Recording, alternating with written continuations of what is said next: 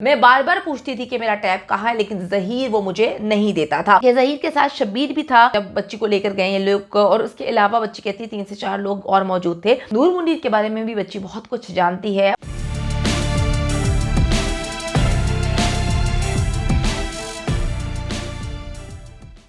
अस्सलाम वालेकुम, मैं हूँ मारिया अली, आप देख रहे हैं मेरा चैनल। बाबा मुझे धोखे से बाहर बुलाया गया, मेरा तो जूता तक टूटा हुआ था।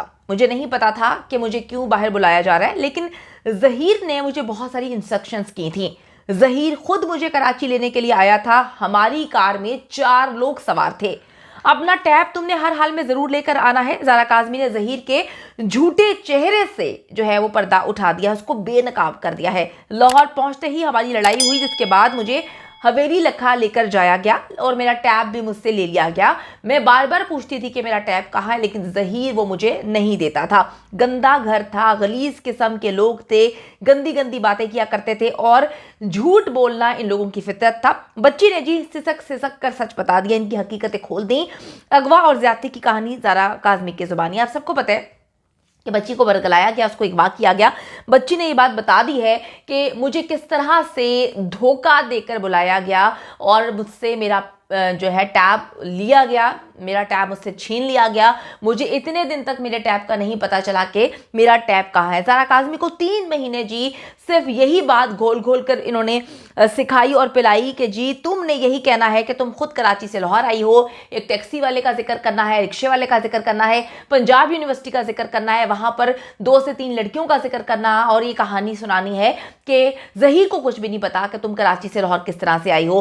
कुछ भी हो जाए, तुमने कभी ये सच नहीं बताना है। लेकिन अब जहीर केस की जो स्टार विटनेस है उसने मुंह खोल दिया है, और यही डर था इनको कि बच्ची अगर मुंह खोल देगी तो हम बेनकाब हो जाएंगे, हमारा प्लान चौपट हो जाएगा, और बाकी जो हमने लड़कियों को अगवा करना होता है, उनको वर्गलाना होता है, उनको मुल्क से बाहर बेच देना होता है, हमारा तो धंधा जो है वो ख़राब हो जाना है।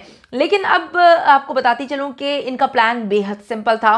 बच्ची को इन्होंने जो है वो ट्रैप किया, उसके बाद इन्होंने अगवा किया, झूठे बयान दिलवाए।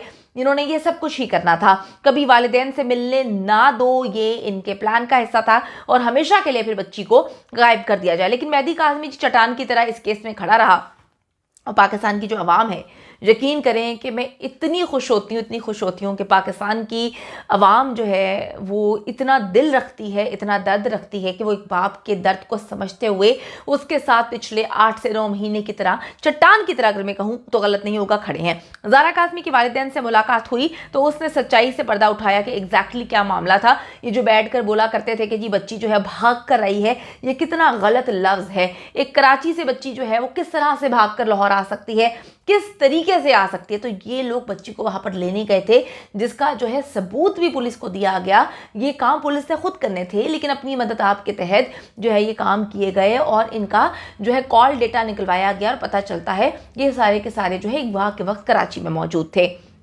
मैं आपको ये भी बताती चलूं कि बच्ची ने इंकशाफ किया है कि जहीर 16 अप्रैल को उसे अगवा करके कराची से लेकर गया था। ज़ारा काज़मी ने बताया कि अदालत में जाने से पहले मुझे बता दिया गया था कि तुमने कहना है कि तुम खुद कराची से जो है वो लाहौर आई हो, तुमने बिल्कुल भी जहीर के बारे में या हमारे बारे में बात की तो अच्छा नहीं होगा। फिर आहिस्ता आहिस्ता मुझे तैयारी करवाई जाती थी कि घर से तुम कैसे निकली हो, और रिक्शा तुमने कहाँ से लिया है, फिर टैक्सी जो है वो तुमने कहाँ से ली है, टैक्सी लेकर तुम पंजाब यूनिवर्सिटी पहुँचती हो, और ये सारी चीज़ें याद करवाई गई। और इन्होंने मुझे बोला था कि आईपैड पर जो तुम्हारा है टैब, उस पर तुमने जो है वो सर्च करना है कि किस किस तरीके से ये सारे मामलात होते हैं। जो मुझे कहते गए मैं उस पर जो है वो सर्च करती रही, और इन्होंने मुझे ताकीद की थी कि तुमने किसी भी सूरत जो है वो हिस्ट्री को क्लियर नहीं करना। इसी वजह से आपको याद होगा कि पुलिस जो है वो ये चीज़ें समझ रही थी कि ऐसा लग रहा था पुलिस को कि ये भागी है। वो ख़त वाली कहानी भी झूठी थी कि बच्ची जो है घर में ख़त छोड़कर आई है, ऐसा कोई ख़त नहीं होता। देखिए, अगर एक बड़ी कॉमन सी बात है, अगर ऐसा कोई ख़त बच्ची घर छोड़कर आई होती तो मेहदी अली काज़मी जगह जगह जाकर टाइम वेस्ट क्यों करता। वो कहता कि जी जहीर नाम का कोई बंदा है जो लाहौर में रहता है, जाके पकड़े, लाहौर की पुलिस एक्टिव होती, उसको पकड़ लिया जाता। उसको तो पता ही नहीं था कि सारा मामला क्या है, क्योंकि कोई ख़त दिया ही नहीं गया था। अच्छा जी, मैं आपको ये भी बताती चलूँ कि जहीर के साथ शब्बीर भी था, जब बच्ची को लेकर गए ये लोग, और उसके अलावा बच्ची कहती है 3 से 4 लोग और मौजूद थे। ज़ारा ने भी बताया कि जिस कार में मुझे बिठाया गया था उसमें 4 लोग और बैठे हुए थे। ज़हीर ने मुझे कहा था कि तुम अपना टैब हर हाल में लेकर आना। फिर मेरा टैब लेकर इसने ऑफ करके रख दिया और मुझे नहीं दिया। अगले दिन लाहौर पहुंचने के बाद हमारी लड़ाई हो जाती है, क्योंकि ज़हीर ने एक छोटे से कमरे में जो है मुझे रखा था और इसने मुझे कहा था कि मेरा तो बहुत बड़ा घर है, हमारी ज़मीनें हैं और हम एक बहुत बड़े घर में रहते हैं। ज़हीर की माँ ने कहा कि कुछ दिन की बात है, हम नया घर जो है वो ले लेंगे, वहाँ पर शिफ्ट हो जाएंगे, लेकिन वहाँ पर गर्मी बहुत थी, मेरा बहुत दम घुटता था। जिसके बाद हवेली लखा जाने का प्लान बन गया। हवेली लखा वाले घर जो है वो बहुत ज़्यादा बड़ा था, लेकिन ज़हीर और उसकी फैमिली बहुत गंदी और गलीज किस्म की बातें किया करते थे। ज़हीर हर वक्त मुझे याद करवाता रहता था कि ये एक गेम है, ये एक गेम है, ये एक गेम है, इस गेम में हमारी फतह होगी अगर तुम वही बयानात दोगी जो है मैं तुम्हें बता रहा हूँ, क्योंकि तुम्हारा अभी कोई सगा नहीं है, तुम घर बार अपना सब कुछ छोड़कर आ गए हो और तुम्हारी जो वालिदैन है तुम्हारी जान के दुश्मन है, उन्होंने मुख्तलिफ लोगों को तुम्हें कत्ल करने के लिए भी पैसे दिए हैं। तो तुम जैसे ही कराची जाओगी अपने वालिदैन से बात करोगी तो वो तुम्हें कत्ल करवा देंगे, तो मैं ही तुम्हारा सब कुछ हूँ। पहले दिन से जी वो कहती है कि मुझे झूठ बोलने पर मजबूर किया गया, मेरा वापस जाने को बहुत दिल करता था, लेकिन ज़हीर और उसकी फैमिली कहती थी कि मेहदी काज़मी तुम्हें कत्ल कर देगा, मार देगा, अभी तो तुम जिंदा हो, वहां पर जाओगी तो तुम्हें मार दिया जाएगा। मुझे इतना डराया कि मुझे अपने घर वालों से जो है वो बहुत डर लगना शुरू हो गया कि पता नहीं बाबा सच में मुझे मरवाने की कोशिश कर रहे हैं, कहीं मामा ने सच में मेरी जो है वो किसी को मारने के लिए पैसे दे दिए हैं, मामू क्या ऐसा कर रहे हैं। मैं दिन रात वो कहती है ये सब कुछ सोचती रहती थी। अच्छा जी, जब पहली बार वो कहती है कि मेरे वालिदैन से मेरी 6 महीने बाद मुलाकात हुई तो मुझे मालूम हुआ कि ज़हीर तो मुकम्मल तौर पे झूठ बोल रहा था।